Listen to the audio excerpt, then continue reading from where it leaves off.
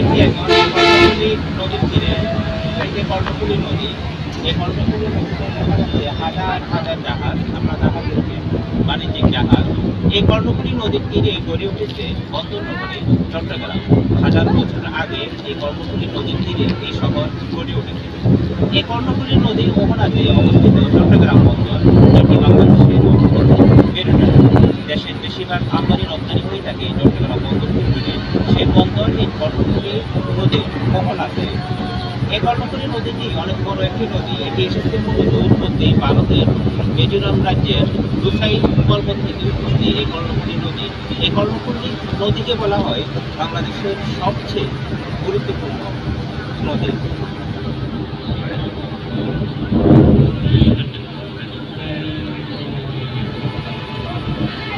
ঠিক আছে।